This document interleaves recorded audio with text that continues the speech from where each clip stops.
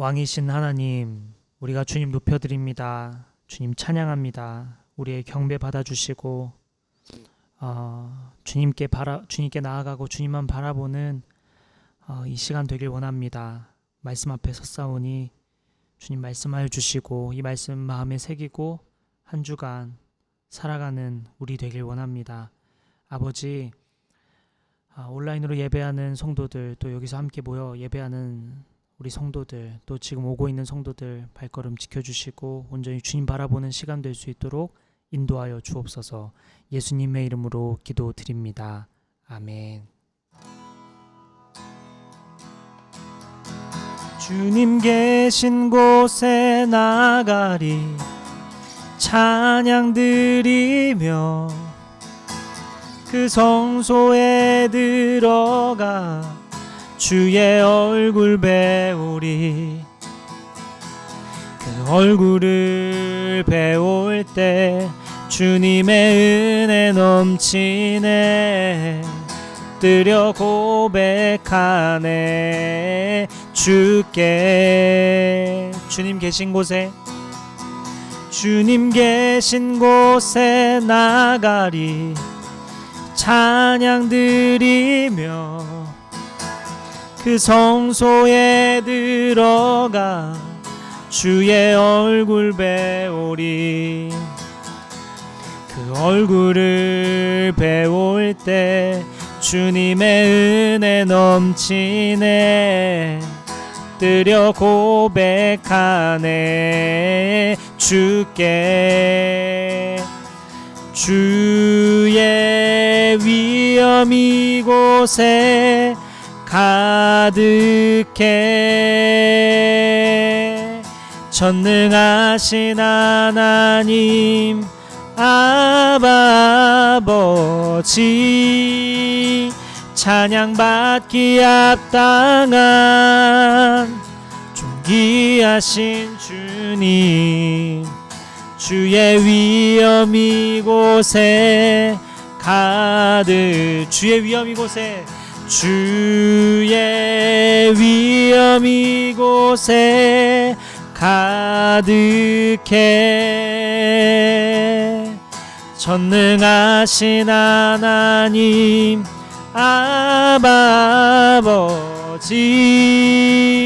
찬양받기 합당한 존귀하신 주님, 주의 위엄 이곳에 가득해. 우리 한 번 더 고백할까요? 주님 계신 곳에 나가리 찬양 드리며 그 성소에 들어가 주의 얼굴 배우리. 그 얼굴을 배울 때 주님의 은혜 넘치네. 엎드려 고백하네. 주께 아멘. 주의 위엄 이곳에, 주의 위엄 이곳에 가득해. 전능하신 하나님 아버지, 찬양받기 합당한 존귀하신 주님, 주의 위엄 이곳에 주의 위엄 이곳에, 주의 위엄 이곳에 가득해. 전능하신 하나님 아버지, 찬양받기 합당한 존귀하신 주님, 주의 위엄 이곳에 가득해. 찬양받기 합당한 존귀하신 주님, 주의 위엄 이곳에 가득해. 밤이나 낮이나 어제나 오늘도 영원히 주만 찬양해. 괴롭고 슬플 때 낭망하여 넘어져도 언제나 주만 찬양하. 아멘. 밤이나 낮이나 주님 찬양합니다. 밤이나 낮이나 어제나 오늘도 영원히 주만 찬양해. 괴롭고 슬플 때 낭망하여 넘어져도 언제나 주만 찬양하겠네.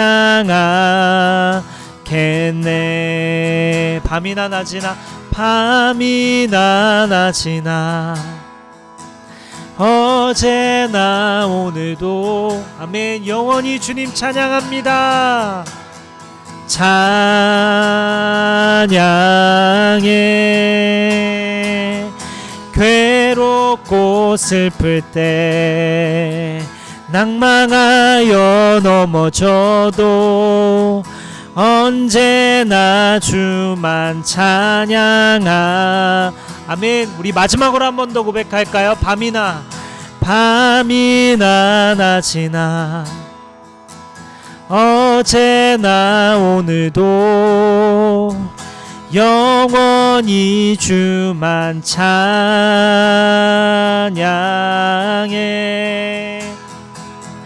괴롭고 슬플 때 낭망하여 넘어져도 언제나 주만 찬양하겠네.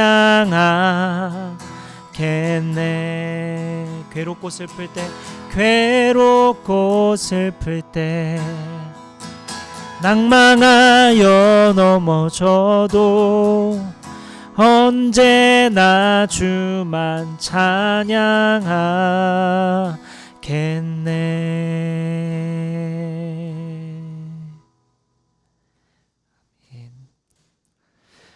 오늘 말씀은 시편 63편 1절부터 11절까지의 말씀입니다. 시편 63편 1절부터 11절까지의 말씀입니다.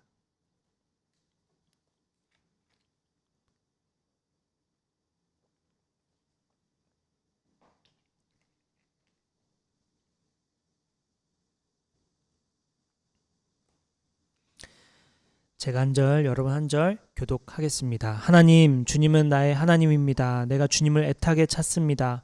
물기 없는 땅, 메마르고 황폐한 땅에서 내 영혼이 주님을 찾아 목이 마르고 이 몸도 주님을 애타게 그리워합니다. 내가 성소에서 주님을 뵙고 주님의 권능과 주님의 영광을 봅니다. 주님의 한결같은 사랑이 생명보다 더 소중하기에 내 입술로 주님께 영광을 돌립니다. 이 생명 다하도록 주님을 찬양하렵니다.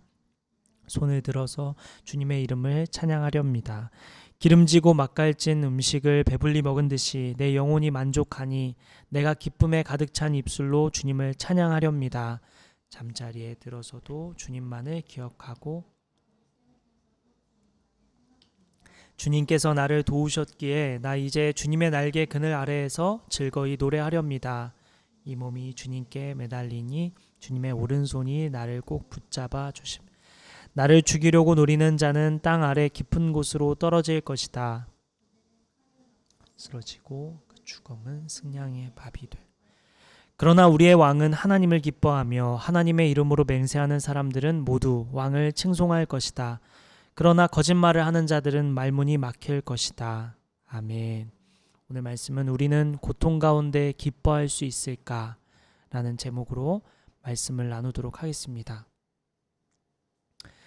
망망대해에서 좌초된 한 남자가 작은 뗏목에 몸을 실은 채 한 방울의 물도 없이 죽어가고 있었습니다.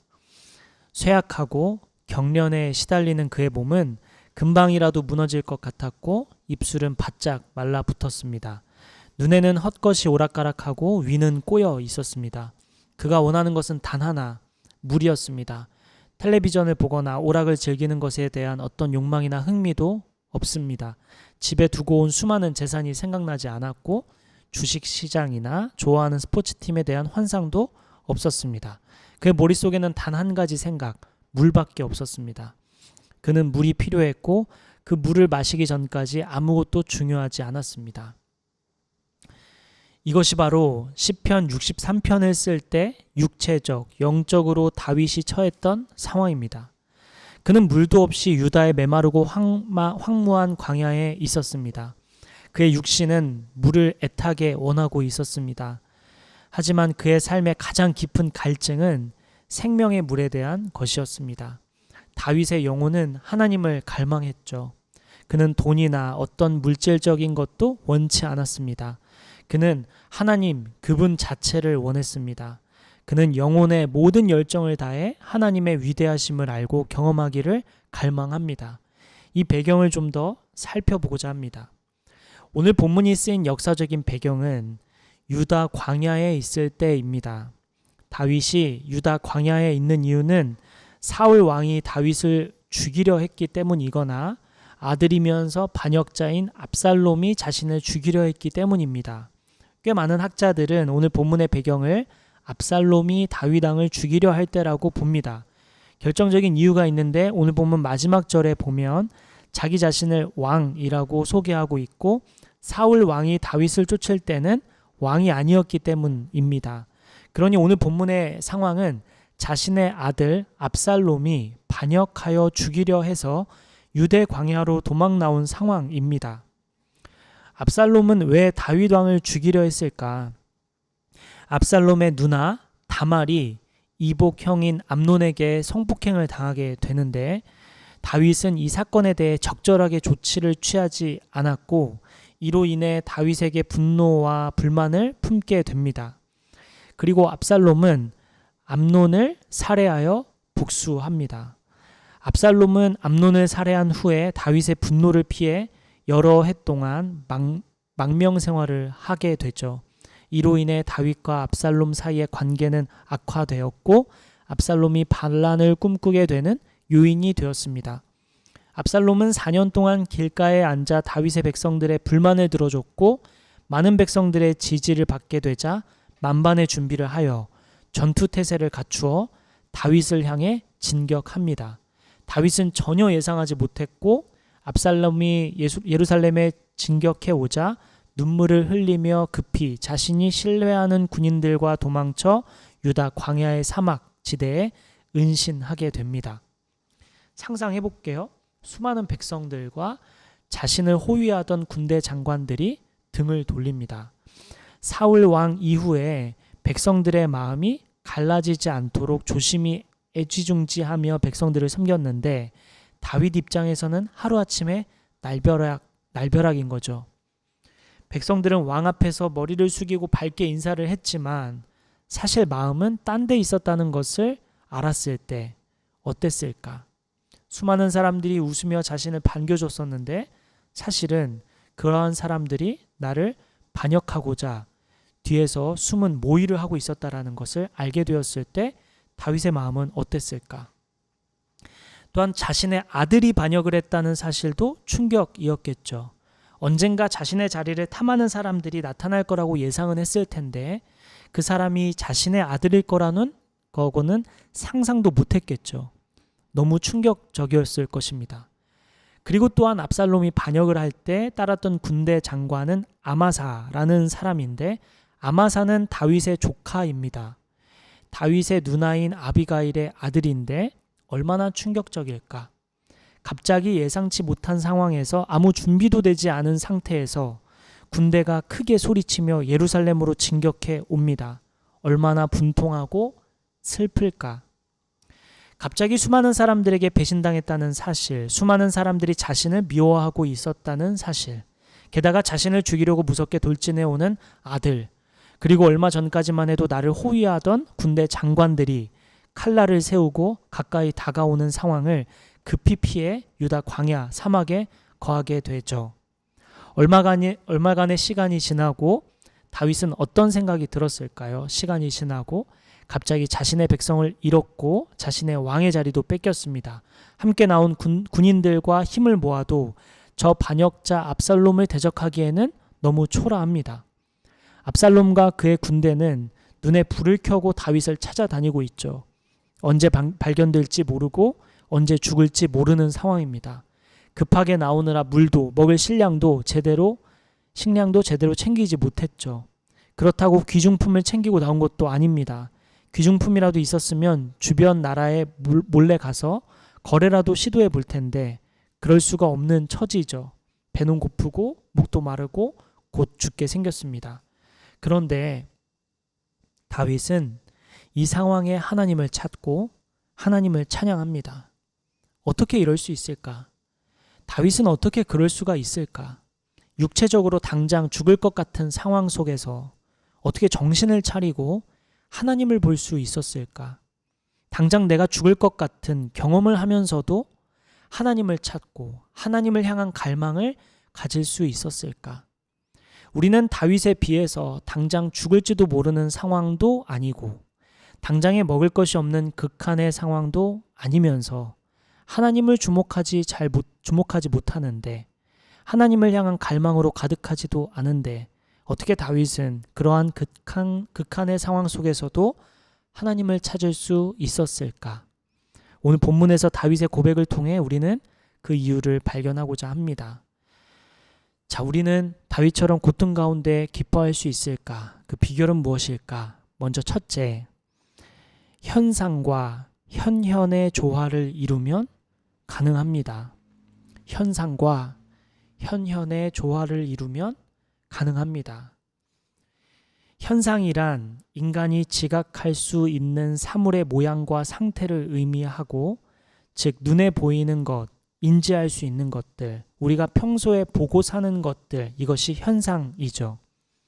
현현은 명백하게 나타내는 것을 의미하는데, 즉 하나님께서 나타내고 계신 것들, 하나님께서 의도하셔서 보여주시는 것들, 하나님께서 주시는 메시지, 하나님께서 현현하여 주시는 것들, 이러한 것들을 현현이라고 이야기해 보겠습니다.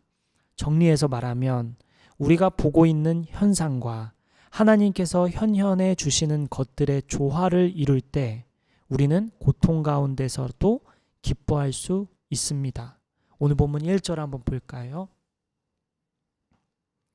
오늘 본문 1절 함께 읽겠습니다. 1절 같이 시작. 하나님, 주님은 나의 하나님입니다.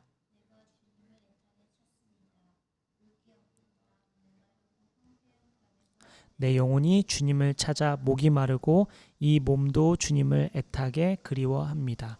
다윗은 유다 광야에 머물고 있습니다. 시간이 꽤 흐른 것 같아요. 급하게 나오느라 생필품들과 식료품들을 제대로 챙겨오지 못한 것 같습니다. 제대로 챙겼더라도 오랜 기간 동안 버틸 만한 충분한 양을 챙기지 못한 것 같아요. 시간이 흐르면서 목도 마르고 먹을 것도 떨어져 가고 압살롬이 곧 자신을 찾아내 죽일지도 모른다는 생각에 두려움도 엄습해 옵니다. 이것은 현상이죠. 눈에 보이는 현상. 자신이 느끼고 인지할 수 있는, 지각할 수 있는 현상입니다. 그런데 이러한 상황에 다윗은 하나님의 현현을 생각합니다. 하나님이 나타내시는 것을 생각하죠. 현실에서 목마름을 경험하는 다윗이 영적으로도 혹시 목마르지 않은지 점검하고 있는 것입니다. 나의 영적인 목마름도 생각해내는 것이죠.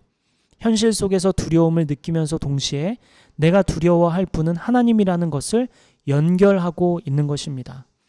우리는 결말을 알고 있기 때문에 다윗이 죽지 않는다는 것을 알고 있어서 지금 다윗의 고백이 긴장감 없이 들릴지 모르겠지만 다윗이 느끼기에는, 다윗이 보기에는 곧 죽을 목숨입니다. 다윗이 생각하기에 곧 죽을 운명이 분명하지만 자신의 죽음이 누구 손에 달려 있는지를 연결짓고 있습니다. 그래서 하나님을 찾는 것이죠. 우리가 고통 중에도 우리가 고난 중에도 기뻐할 수 있는 비결은 현상과 현현의 조화를 이룰 때 가능하다고 했습니다. 고난 중에는 고통 중에는 그 두려움과 아픔과 괴로움, 배신감, 슬픔, 우울함, 무력감 등을 겪게 되죠. 다윗도 이와 같은 감정들과 생각들을 했을 것입니다. 그러면서 동시에 또 하나님의 현현을 생각하는 것입니다. 지금 당장은 고통스럽지만 동시에 하나님을 인지합니다. 오늘 본문 2절 한번 볼까요? 2절 함께 읽겠습니다. 시작. 내가 성소에서 주님을 뵙고 주님의 권능과 주님의 영광을 봅니다. 지금 다윗은 유다 광야에 있죠. 예루살렘을 두고 슬피 울며 광야로 달렸습니다. 그런데 성소에서 주님을 뵙는다니 이것은 광야에서 주님을 향한 예배를 드리고 있는 장면인 거죠. 현상과 현현의 조화를 이루려면 단연 일상에서 주님께 드리는 예배가 필요합니다. 오늘날 우리는 화목 예배도 드릴 수도 있고 아침에 큐티를 할 수도 있고 혹은 성경을 읽을 수도 있고 기도하는 시간을 가질 수도 있습니다. 아니면 다른 교회 수요 예배나 혹은 금요 철야 예배를 드리는 등 주중 예배에 참석할 수도 있겠죠. 중요한 것은 주중에 일상 속에서 어떤 모양이든 말씀과 기도하는 시간을 가질 수 있어야 한다는 것입니다. 고난 중에 기뻐하려면 또한 현상과 현현의 조화를 이루려면 주중에 일상 속에서 그 일상 한가운데서 현상 한가운데서 하나님의 말씀과 기도, 예배하는 시간이 꼭 필요하다는 것이죠. 다윗처럼 어떻게 고난 가운데 기뻐할 수 있을까? 첫째는 현상을 보면서 느끼면서 동시에 하나님의 현현을 생각할 수 있어야 고난 중에 기뻐할 수 있다고 했습니다. 두 번째는 하나님의 한결같은 사랑 때문에 가능합니다. 다윗이 고난 중에도 기뻐할 수 있었던 이유, 둘째는 하나님의 한결같은 사랑 때문에 가능했습니다. 오늘 본문 3절 한번 볼게요. 같이 읽을까요? 시작. 주님의 한결같은 사랑이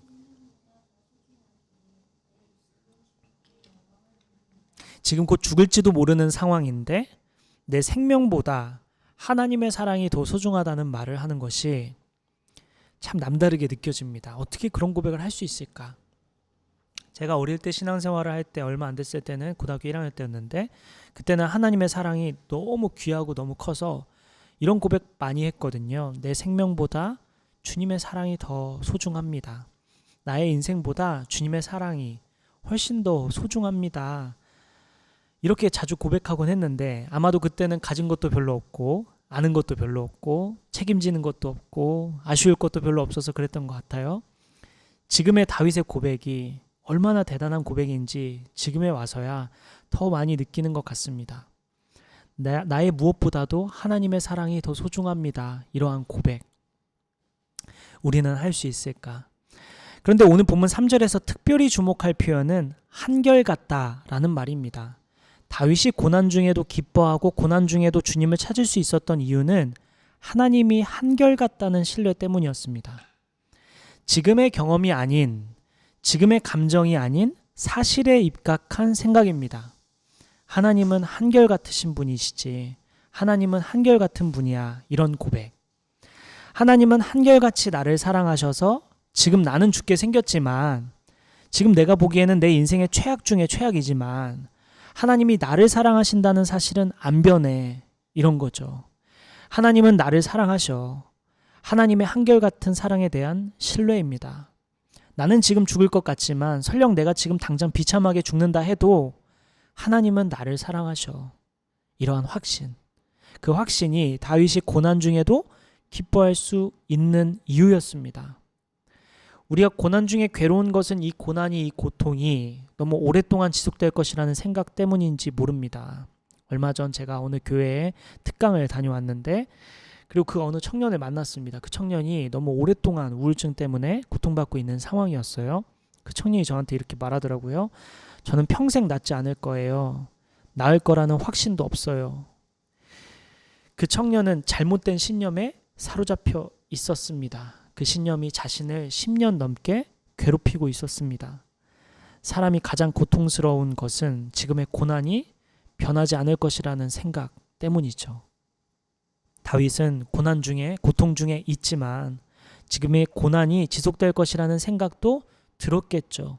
곧 죽을지도 모른다는 생각, 광야에 평생 있을 순 없지, 여기서 곧 죽겠지, 이런 생각이 들었지만 그럼에도 기뻐하고 하나님을 예배할 수 있었던 이유는 하나님의 한결같은 사랑에 대한 확신 때문이었습니다. 내 감정은, 지금 현재의 내 감정은, 내 생각은, 지금 상황은 최악이지만 그럼에도 불구하고 하나님의 사랑은 변하지 않아. 하나님의 사랑은 한결같아. 오늘 우리도 마찬가지죠. 하나님께서 한결같이 사랑하신다는 것을 믿고 있을까? 하나님이 한결같은 분이라는 것을 생각하고 있을까? 돌아봅시다.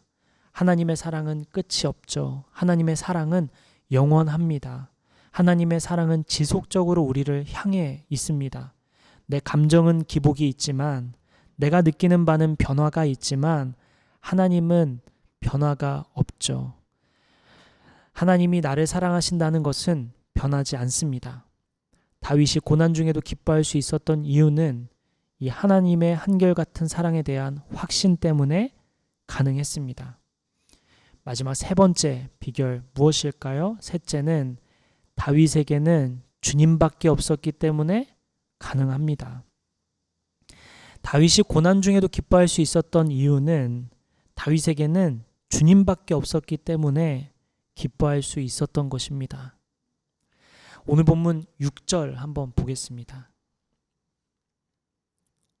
6절 제가 읽을게요. 잠자리에 들어서도 주님만을 기억하고 밤을 새우면서도 주님만을 생각합니다. 잠자리에 들어서도 주님만을 기억하고 밤을 새우면서도 주님만을 생각합니다. 그렇다면 낮에도 주님을 생각하고 언제든지 주님을 생각했겠죠. 내가 가장 밑바닥일 때, 내가 가장 괴롭고 힘든 순간에 내 신앙이 드러나죠. 내가 가장 어려울 때, 내가 가장 힘들 때 나의 신앙의 현주소가 드러납니다. 또한 반대로 내가 가장 최고조일 때, 내가 가장 여유 있고 가장 행복하고 가장 걱정이 없을 때 그때 또한 내 신앙이 드러납니다. 내가 진짜 하나님을 믿는지, 내가 진짜 하나님을 의지하는지, 내가 정말 하나님밖에 없는지 내가 가장 밑바닥일 때, 내가 가장 최고조일 때 드러납니다. 다윗은 가장 밑바닥일 때도 하나님밖에 없었고 다윗이 왕이었을 때 하나님밖에 없었죠. 다윗이 왕이었을 때 법궤가 들어오는 것을 보고 자신의 바지가 흘러내리는 줄도 모르고 기뻐 뛰었던 때를 생각해 봅시다. 그때도 주님밖에 없었습니다. 그러니 다윗은 어떠하든지 하나님밖에 모르고 하나님만 바라보면서 살았기에 고난 중에도 기뻐할 수 있었던 것입니다. 나에게 가장 중요한 것, 나에게 가장 소중한 것이 하나님이었기에 내가 모든 것을 다 잃어도 하나님을 잃지는 않으니까 기뻐할 수 있는 것입니다. 내가 배신당하고 사람들이 등을 돌려도 하나님은 배신하지 않으시니까 그래도 만족할 수 있었던 것이죠. 다윗은 상황이 좋든 좋지 않든 밤이든 낮이든 언제든지 주님에 대한 생각을 합니다. 그러면서 이런 고백을 하는데요. 오늘 보면 7, 8절 한번 보죠.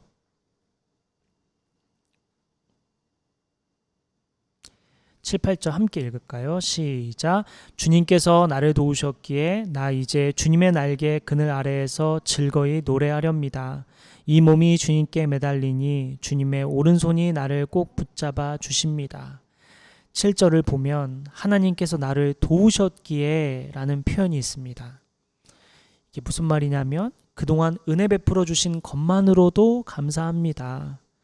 그동안 주님께서 나를 도우셨기에 내가 주님의 날개 아래서 즐거이 노래하렵니다.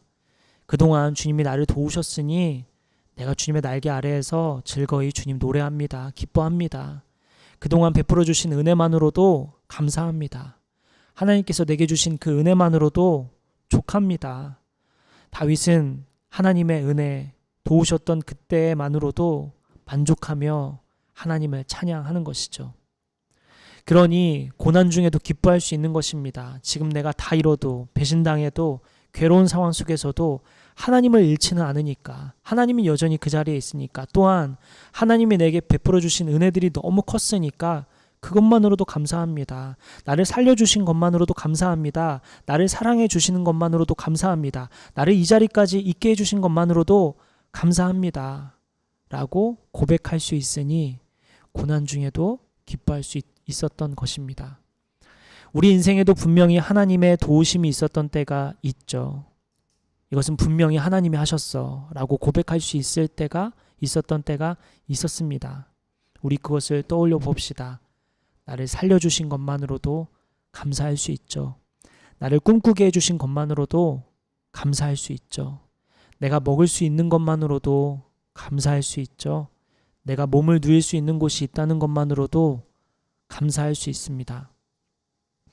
다윗은 주님밖에 없었기 때문에 고난 중에도 기뻐할 수 있었습니다. 하나님밖에 없었기 때문에, 하나님만 바라봤기 때문에 고난 중에도 기뻐할 수 있었습니다.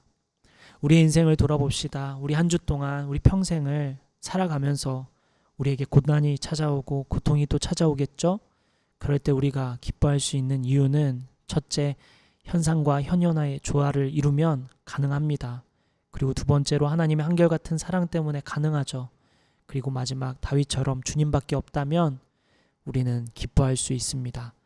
우리 이 말씀 마음에 새기며 우리 한 주 동안 어떤 어려운 상황 혹은 고난들이 있더라도 기뻐하며 살아가는 우리의 한 주, 우리 평생이 되었으면 좋겠습니다. 기도하겠습니다.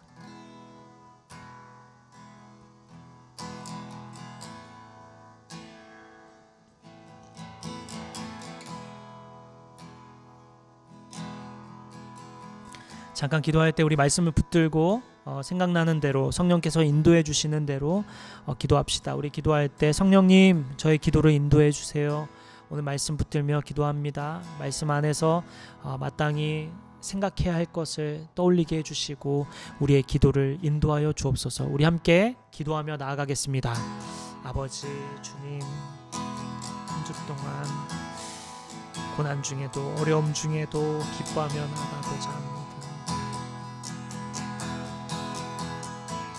주여,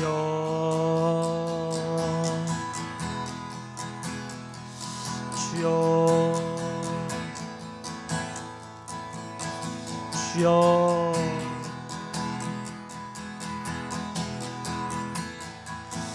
주여,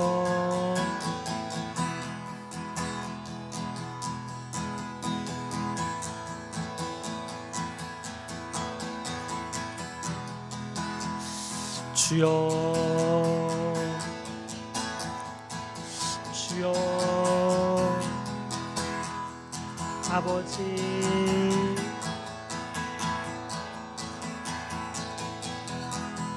아버지, 아버지, 주여, 주여,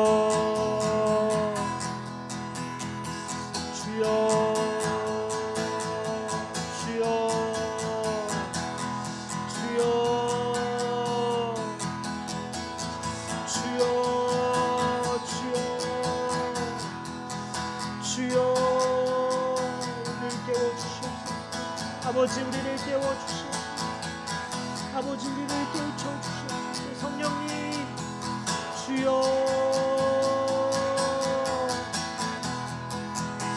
주여, 주여, 주여, 아버지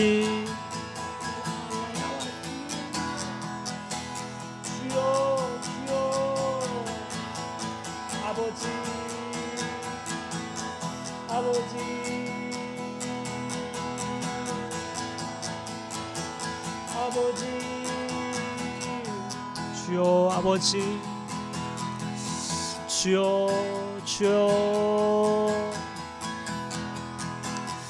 주여, 아버지,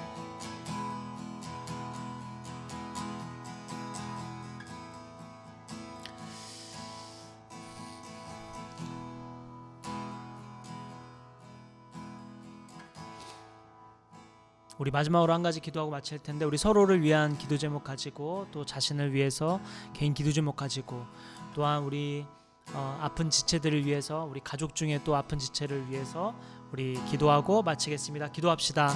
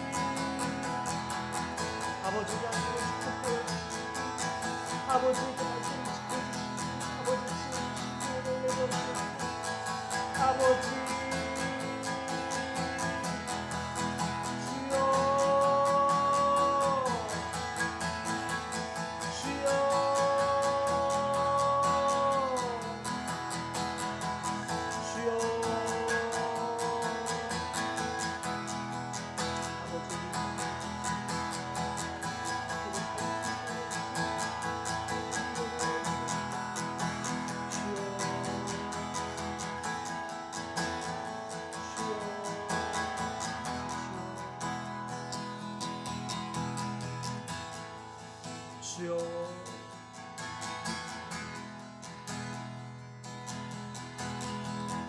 주여, 주여.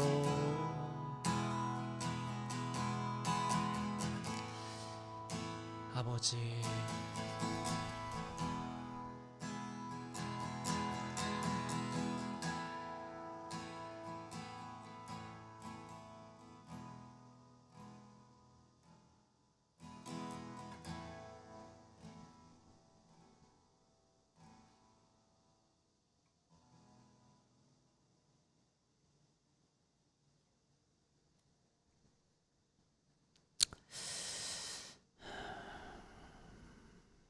하나님, 오늘 다윗을 보면서 고난 중에도 곧 죽을 위험에 처해 있는데도 불구하고 기뻐하며 즐거워하며 하나님을 예배하는 장면을 보며 우리의 삶을 점검했습니다.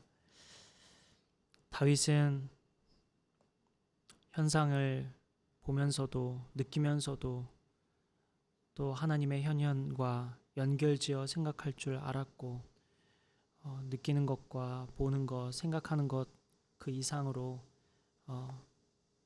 하늘을 바라볼 줄 알았던 것을 봅니다. 우리 한 주 동안 살아갈 때 우리도 일상을 바쁘게 살아가겠지만 그 속에서 하나님의 현현을 생각하며 하나님의 일하심과 연결지어 생각할 줄 아는 아버지 우리 되게 하여 주옵소서.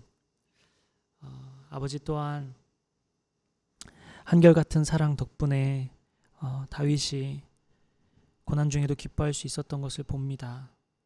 또한 주님밖에 없었기 때문에 다윗이 고난 중에 기뻐할 수 있었다는 것을 보았습니다. 아버지, 우리 한 주 동안 한결같은 하나님의 사랑에 대한 신뢰를 갖고 또 주님 바라보며 나아가는 한 주 될 수 있도록 우리를 축복하여 주옵소서.